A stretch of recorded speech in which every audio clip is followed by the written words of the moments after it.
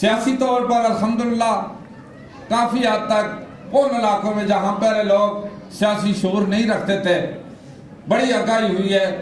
لوگ اس میں حصہ لے رہے ہیں۔ سجاد قمر صاحب نے مانسہرہ کی مثال دی۔ ایک زمانہ تھا ہمارے وہاں یونین کونسل کا ایک چیئرمین ہوتا تھا، اور وہ پوری یونین کونسل پورے ہزارے میں 2 چیئرمین ہوتے تھے، اور اس میں سے ایک مانسہرہ میں میاں ولی رحمان صاحب ہوتے تھے۔ میاں ولی رحمان صاحب مرحوم یونین کونسل ستبنی کے چیئرمین منتخب ہوئے، اور وہ پوری یونین کونسل وہ گجر برادری کی تھی، اللہ کے فضل و کرم سے وہ منتخب اس وقت ہوئے 65 میں میرا خیال، اور اس کے بعد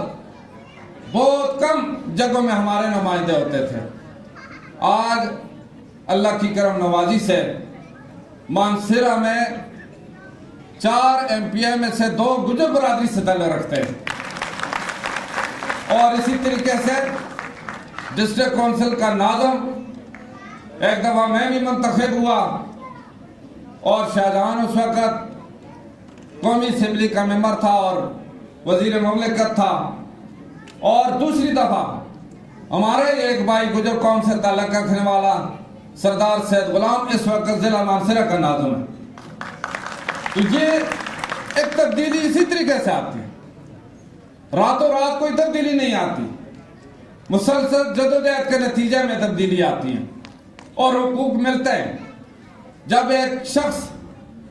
اگر مصمم ارادے کے ساتھ آگے بڑھے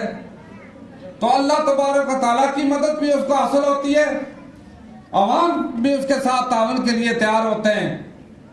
اور اسی طریقے سے پوری قوموں کی قسمت تبدیل ہو جاتی ہے۔